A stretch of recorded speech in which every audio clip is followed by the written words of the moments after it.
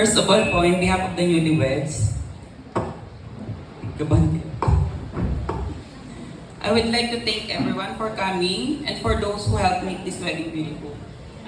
By the way, Jen, you are beautiful. And Keman, you're handsome, pero wag lang ito minsan. I'm Mark po, katrabaho ni Eman, best friend niya din po. And si Angel po, close friend ko po siya since college.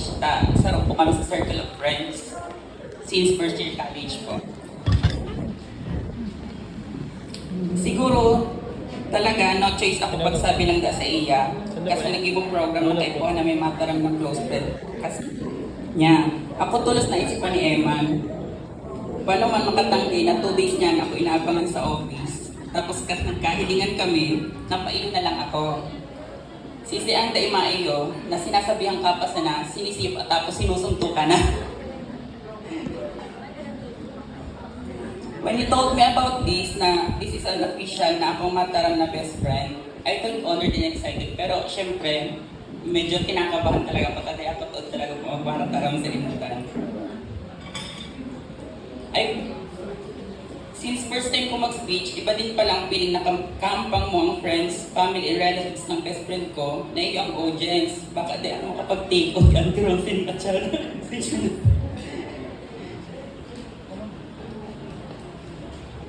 2 days ako nagpuyat kakaayos kang itataram ko, tapos sabi ni Eman, boy, ayusin mo ang pagtara mo, baka mapaul ka. Siguro nakasabi siya ka ito kasi halos gawin sa sekreto aram ko. Inutot ko muna po kay Angel. Si Angel, classmate ko po siya ng college. Literal na angel sa classroom. Mabuot, mahihin, pero turog nun. Dawat tukawaan, kala mo kaulay mo pa, pero turog na pala.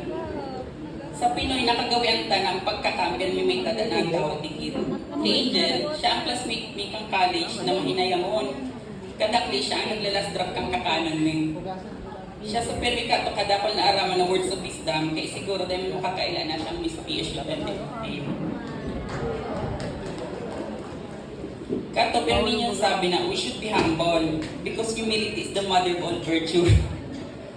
Siya si maintindihan kato maray sa grupo, dahil mamadaw magreklamo, tapos siya din si may monthly expenses per me. So, tipong tiglilist ang gabos na gastos per day, daw piso na dulsi pa yan. Halik kami riban until now. Since college, kaya sarap kami sa magbabarkada sa grupo. Sarap siya sa tiga-apod na Tres Marias, together with Engineer Glo and Engineer Arya. College kami, paparangiritan riyan ka grupo kasi 5th year na. Kasi aring graduating na kami, habo na kain maglaog. 2 weeks na yun dahil na naglalaog. Ang sabi niya, paganda siya na nasasakitan na sa kursume. Pero paparapirit mi siya kasi aring mag-graduate na, saka pa siya nagsasayuma. Si Eman man, nabisto ko siya sa office na paglaog niyang office, payatan, undercut na ang buho. Siya sa tao ka ito sa office na tuloy ng paglaog, utok pa lang, pero ang timungkol na. Pero yung kakabadripan, utong pikon ka, napipikunon ka pa. Sorry boy, pero totoo talaga yun. Pero thank you pa din ako sa kadako lang ng barkada, ako tulos na isipan ng mataram para sa sarili mo. Pero swerte mo boy, may tira na ikupulgar ako sa imo.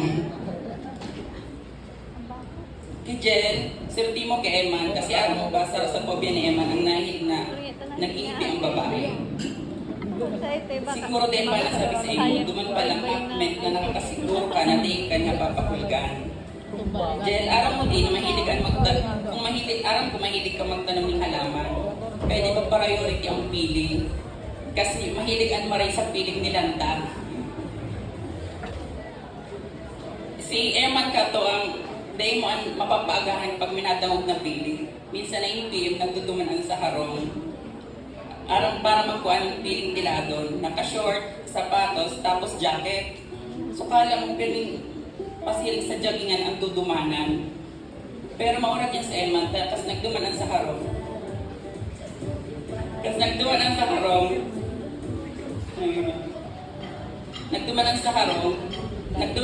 may para sa playon ang brinyas at ubang kang electric pan sa kwarto ni Mama.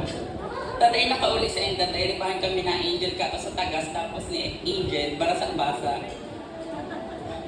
It turns out, turog lang ang naging luwas me. Pero grabe to boy. Kasi aram do ba, kasuba sa ang brief ka iyan. Sabi niya, boy, pasublaan ako brief mo, dyan daw luma. Ako man, tayo pwede ba walang pasublion? Maray sa nataon na uso ang shortcut na minute brief.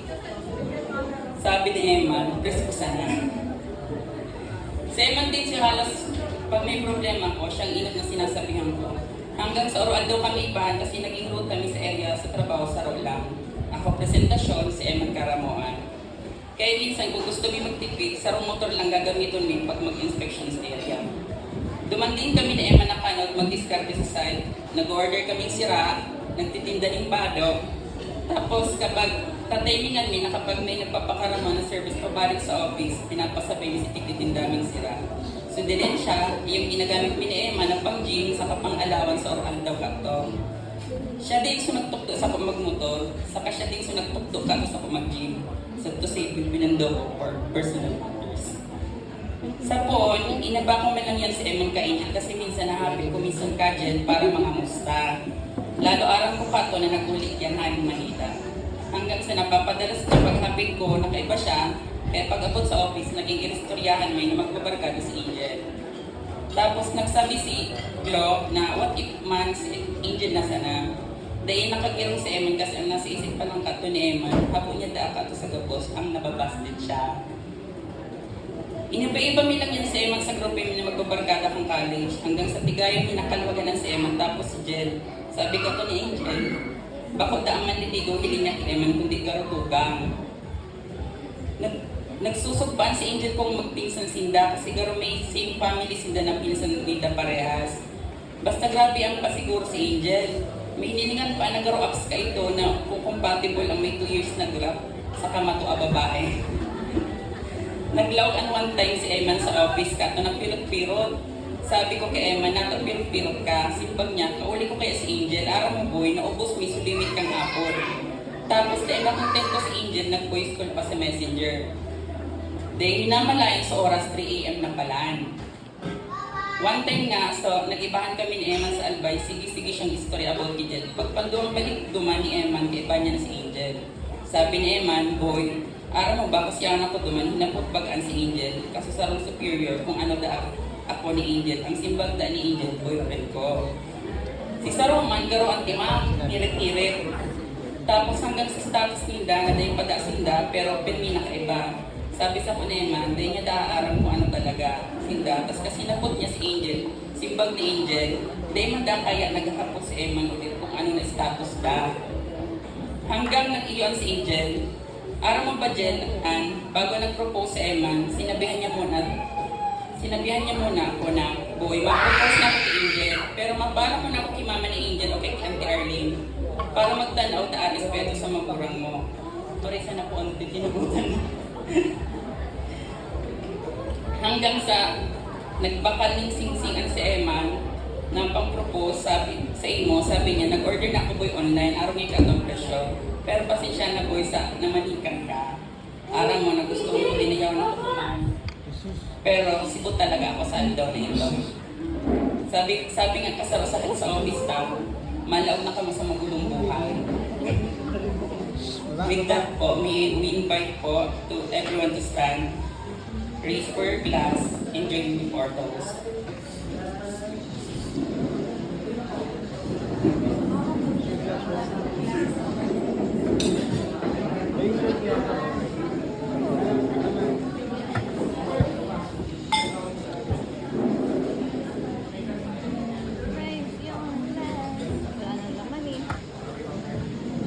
Ready na po. Cheers po sa bagong kasal.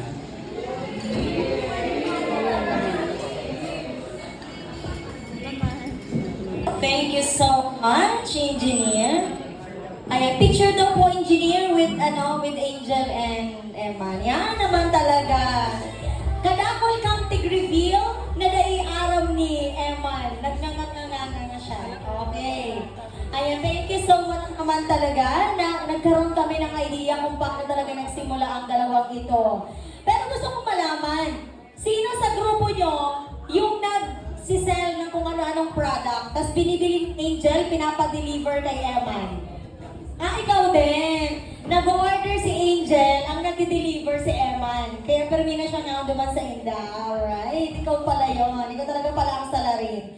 This time, ladies and gentlemen, dahil nadamugta ang mga messages at kung anong mga information about these two, let's have fun, ladies and gentlemen. Magsasaya na tayo ngayon.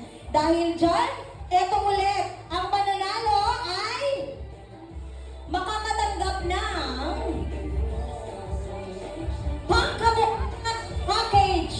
pangkabuhayan package. Now, ladies and gentlemen, bring me, please check your bags. Baka meron. Bring me red lipstick, come on.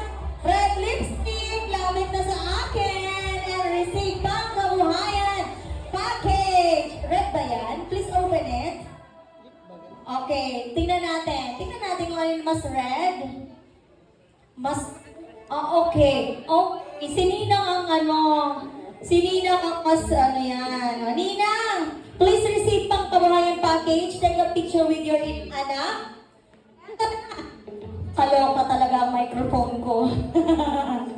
Ito mo naman ang ayaw talaga. Let us now award the best dancer kanina sa Dance Mob. Ang nagaling niyo pong lahat, pero may nag-stand out. Okay? May stand out na dancer kanina. Eto na, ladies and gentlemen, our best dancer. Men category. Oh, may pa-category ako. Mananalo na ang ano yung papanalunan? Dental package. Oh, dental package. Mananalo ng dental package. Ang ating best dancer, men category, is none other than the brother of the group. Please receive your prize there. Ayan, another best dancer, female category. Female category. Eto na. Ang nanalo ay walang iba. Doon po muna, sir. Picture po kayo. Ang ating, yan. Siya ay mananalo ng hair treatment package. Hair treatment package. Ang nanalo best dancer. Sino? Malay natin, waiter na naman. Di ba? Okay na. Walang iba kundi si Ninang Erna. Si Ninang Erna daw po ang nanalo. Ninang Erna daw po ang nanalo sa nakadalawa si Ninang. Picture tayo dito tapos bubuksan natin. Okay. Hair treatment package. Yes, Ninang. Ikaw daw po ang the best yung gumanyan kanina. Lapit ka na dito, Ninang, for a picture taking. Bubuksan din natin. This time, ladies and gentlemen, picture po. Ayan. Isusunod na natin ang ating bachelorette and bachelor game. So call it the attention of all the single men and single ladies. Huwag na po kayong iyak para matapos na tayo. Alam ko, babalik pa kayo sa opisina. Tapusin na natin to. Lakpit na kayo dito sa akin. Ayan, wait lang. Nina, kuya, buksan natin. Buksan natin. Nakakano na ako sa microphone book. This is no longer